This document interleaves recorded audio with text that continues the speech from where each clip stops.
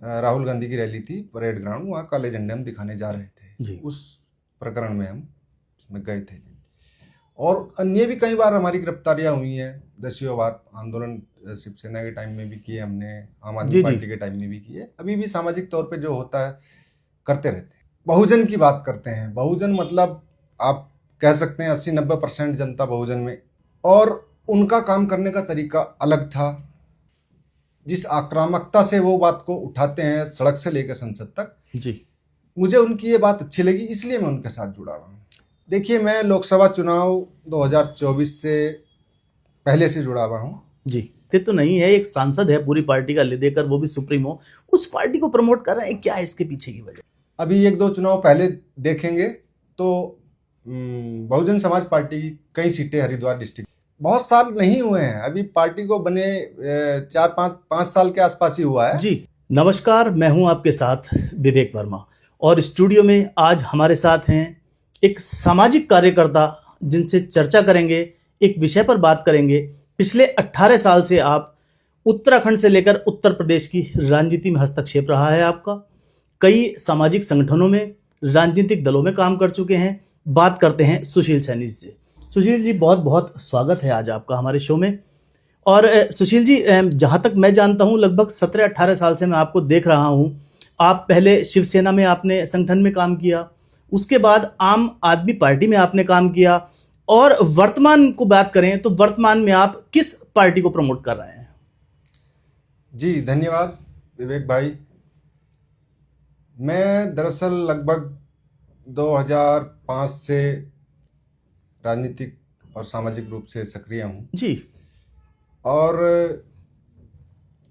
जैसा कि आपने बताया, मैं पहले शिवसेना का कार्यकर्ता रहा जी। बाला साहब ठाकरे के आदर्श मुझे बहुत अच्छे लगते थे जी।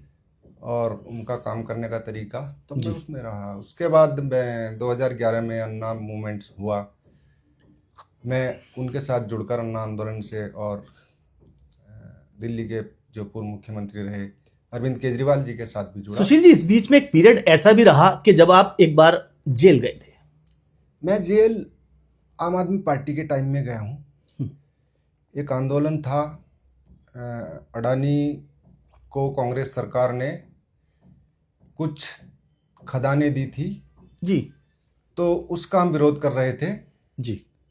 उसमें हम सहारनपुर चौक से हमको गिरफ्तार किया गया था। जी। राहुल गांधी की रैली थी परेड ग्राउंड, वहाँ काले झंडे हम दिखाने जा रहे थे जी। उस प्रकरण में हम उसमें गए थे।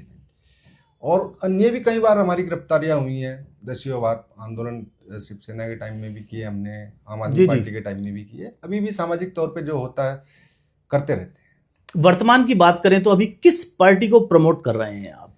वर्तमान की बात करें तो मैं चंद्रशेखर भाई, जो हमारे नगीना के सांसद हैं जी, आज़ाद समाज पार्टी को मैं एज ए कार्यकर्ता काम कर रहा हूँ। और धर्मपुर विधानसभा में पिछले 20 साल से धर्मपुर विधानसभा में ही रह रहा हूँ, तो फिलहाल मैं विधानसभा में ही। सुशील जी, एक बात इस सब के बीच मुझे समझ में नहीं आई।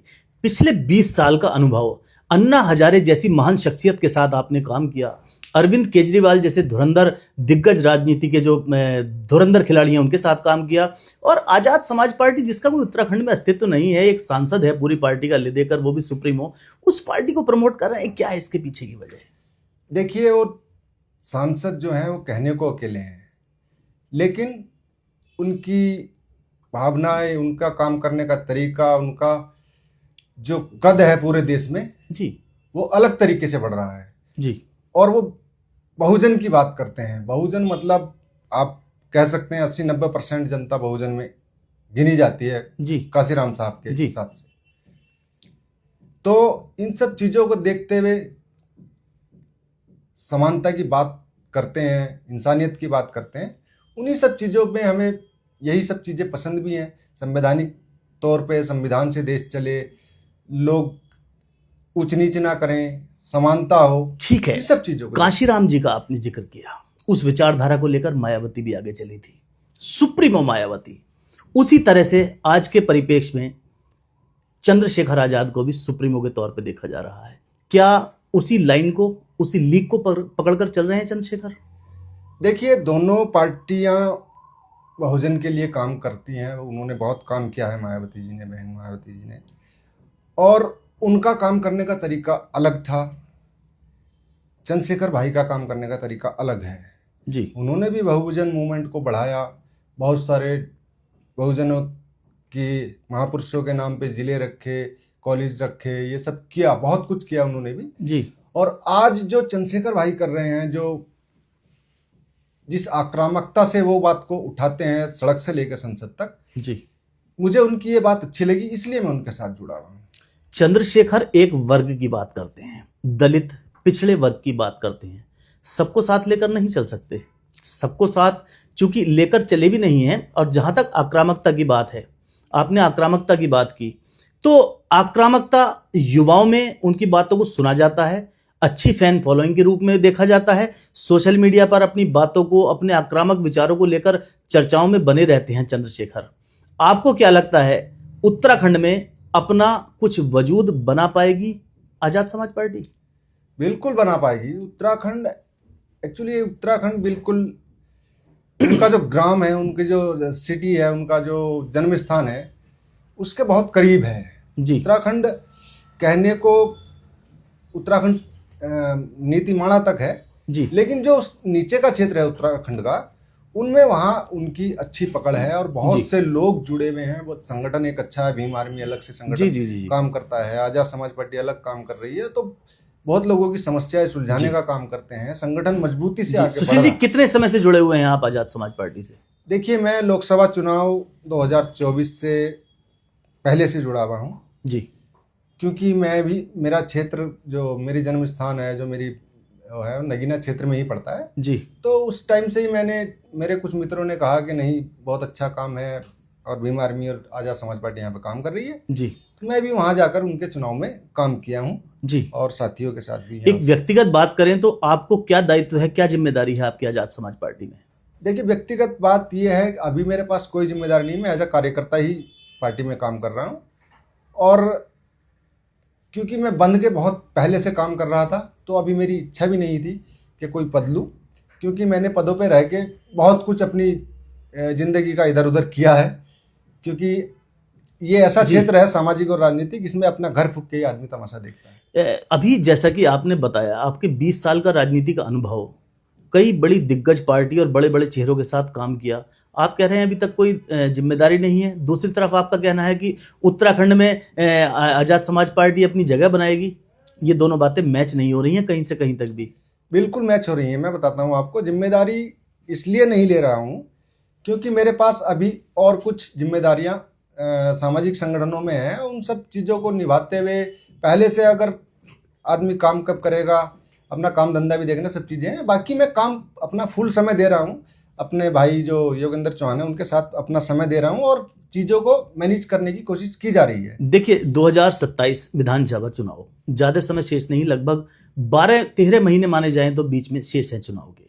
अभी तक चंद्रशेखर ने उत्तराखंड में आकर कोई जन संबोधन नहीं किया है, कोई पार्टी कैंडिडेट का वहां पर घोषणा नहीं की है। आपके प्रदेश अध्यक्ष की बात करें तो वो जनता के बीच दिखाई नहीं देते हैं। आप किस तरह से दावा कर रहे हैं उत्तराखंड में जगह बनाने की? जी नहीं। यहाँ पर 2 राजनीतिक दल ऐसे हैं जो नेशनल पार्टी हैं, उत्तराखंड यूकेडी जैसी पार्टी, जो कि उत्तराखंड का अस्तित्व ही यूकेडी की वजह से है, अगर मूल में जाएं तो। वो यहाँ सत्ता में जगह नहीं पा रही है। आप एक ऐसी पार्टी की बात कर रहे हैं आजाद समाज पार्टी की जगह बनाएगी। वो कौन सा फार्मूला है जिससे जगह बनाएगी? मुझे नहीं लगता, थोड़ा बताइए आप।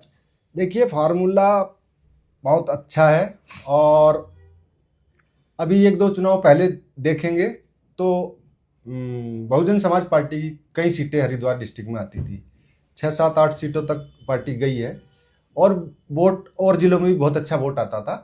तो वो सब चीज़ें, क्योंकि मायावती जी की राजनीतिक सक्रियता बहुत उतनी नहीं रही थी, तो वो सब वोट इधर की तरफ देखता है आजाद समाज तो पार्टी क्या की तरफ। मानते हैं, अपना मुख्य मुकाबला बहुजन समाज पार्टी से मानते हैं? उनके वोट बैंक को कैप्चर करना मानते हैं?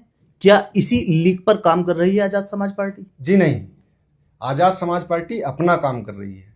वो जनता का फैसला होगा, किसको देखेगी और किसको वोट देगी, वो जनता का काम है। हम जनता तक अपनी बात पहुंचाने का काम कर रहे हैं और वो ईमानदारी से कर रहे हैं। देखिए, अब तो इस समय की बात करें वर्तमान की, तो बहुजन समाज पार्टी का भी मैं नहीं मानता कोई वजूद है, कोई वर्चस्व है उत्तराखंड में। आजाद समाज पार्टी किस तरह से जगह बना पाएगी? क्या विजन है आजाद समाज पार्टी का? बहुत सही सवाल है। देखिए, जब आदमी सक्रिय होता है, अभी आपने इससे पहले सवाल में एक सवाल किया था कि आपके प्रदेश अध्यक्ष दिखाई नहीं देते। हमारे प्रदेश अध्यक्ष के आप सोशल मीडिया देखेंगे तो रोज कहीं ना कहीं किसी न किसी जिले में, सुशील जी, मैं सोशल मीडिया अकाउंट तो मैंने उनका देखा है, लेकिन प्रदेश कार्यालय नहीं देखा। कोई आजाद समाज पार्टी का कार्यालय है? जी, प्रदेश कार्यालय है, हरिद्वार डिस्ट्रिक्ट में है। क्या राजधानी में होना चाहिए प्रदेश कार्यालय, हरिद्वार में? वो राजनीति हरिद्वार से चलाएंगे प्रदेश की, या राजधानी देहरादून से चलाएंगे? देखिए, उनको उस टाइम जो अच्छा लगा होगा उन्होंने उस टाइम किया है, लेकिन अब बातचीत देहरादून में भी चल रही है। राजनीति अपने व्यक्तिगत निजी विचारों से अच्छा लगने से चलती है, या जनता के हिसाब से चलती है, या राजनीति हम पटरियों पर चलें तब नहीं चलती है? मैं वही कह रहा हूं, अब आने वाले समय में बहुत जल्दी यहाँ पर आजाद समाज पार्टी का देहरादून जो हमारी राजधानी है, यहाँ भी कार्यालय खुलने वाला है। कब? 2027 चुनाव के बाद नहीं, या पहले? नहीं, अभी खुलेगा, बहुत जल्दी खुलने वाला है। तो क्या लगता है 12 महीने में आप वो सब कुछ कवर कर लेंगे जो पिछले कई साल में नहीं कर पाए? बहुत साल नहीं हुए हैं, अभी पार्टी को बने 4-5 साल के आसपास ही हुआ है जी, और चीजें हो रही हैं सेटल, ऐसा नहीं है जी, क्योंकि पूरे देश में उनको घूमना होता है। जो हमारे राष्ट्रीय अध्यक्ष आजाद समाज पार्टी के हैं, पूरे देश से बुलावे आते हैं, इसलिए चीजें आसपास की थोड़ी धीरे होती हैं। देखिए, आपने मेरी सवाल का जवाब खुद दे दिया, जो मैंने आपसे कहा था कि मायावती की राह पर ही चले हैं क्या चंद्रशेखर, सुप्रीमो बनकर चल रहे हैं क्या? क्या उनकी जगह कोई दूसरा चेहरा, कोई दूसरा व्यक्ति, ज्ञानी या कोई निर्णय लेने वाला अन्य कोई व्यक्ति है आजाद समाज पार्टी में, जो चंद्रशेखर की अनुपस्थिति में या उनकी अनुपस्थिति में अपने आप को उपस्थित दर्ज करा सके? देखिए, बहुत से लोग हैं, बहुत से लोग हैं। आप देखेंगे हमारे गुज्जर साहब हैं, एक रविंद्र गुज्जर जी, और मध्य प्रदेश से यादव जी हैं, जो बहुत अच्छे वक्ता हैं, बहुत अच्छे नेता हैं। ऐसे बहुत सारे लोग जुड़ रहे हैं पार्टी से, और ऐसा नहीं है अकेले हैं। उन्होंने 5-6 दिन पहले भी एक लाइव किया था, उसमें भी कहा है कि हम वैसी पार्टी नहीं है कि सारी उम्र एक ही राष्ट्रीय अध्यक्ष रहेगा, एक ही अध्यक्ष रहेगा। जी, हम कार्यकर्ताओं की पार्टी हैं, हम लोकतांत्रिक पार्टी हैं, हम संविधान से चलने वाली पार्टी हैं, हम सबको मौका हमारी पार्टी में मिलेगा। जी, अगर चुनाव की बात करें 2027 की, तो क्या अन्य किसी पार्टी के साथ गठबंधन की, साथ में चलने की बात हुई है आजाद समाज पार्टी की? देखिए, ये शीर्ष नेतृत्व का काम है, किससे गठबंधन की बात होगी, किससे नहीं होगी, वो जानेंगे। हमारा काम है पार्टी के लिए मेहनत करना, पार्टी के लिए काम करना, और हम काम कर रहे हैं। धर्मपुर विधानसभा में बहुत मजबूती से काम कर रहे हैं। देखिए, सोशल मीडिया पर तो काम दिखाई दे रहा है पिछले कुछ दिन से, लेकिन क्या ग्राउंड पर उस काम का कुछ असर हो रहा है? जी, ग्राउंड पे एक असर हो रहा है। मैं कल भी एक क्षेत्र में था, लोग चीजों को पहचान रहे हैं, बात कर रहे हैं पार्टी की, और जो राजनीतिक लोग हैं, सामाजिक लोग हैं, वो भी, उनमें भी अब चर्चा पार्टी की खूब अच्छी हो रही है। सुशील जी, अब तक के आपके मेरे बातचीत के दौरान आप 4 बार धर्मपुर का नाम ले चुके हैं। क्या धर्मपुर के अलावा 70 विधानसभा सीट हैं उत्तराखंड में, क्या 69 सीट के बारे में आपने कोई बात नहीं की? क्या एक ही सीट से चुनाव लड़ेगी आजाद समाज पार्टी? देखिए, मैं कोई प्रदेश का नेता तो हूं नहीं जी, मैं एक धर्मपुर विधानसभा में आप ही की बात को दोहरा रहा हूं। आपने धर्मपुर का ही जिक्र किया है हर बार, क्योंकि मैं धर्मपुर विधानसभा में रहता हूं, इसलिए मैं धर्मपुर का जिक्र कर रहा हूं। और मैं 20 साल से धर्मपुर विधानसभा में काम कर रहा हूं जी। विधानसभा के लोग मुझे जानते हैं, समझते हैं चीजों को, इसलिए मैं धर्मपुर विधानसभा की बात कर रहा हूं।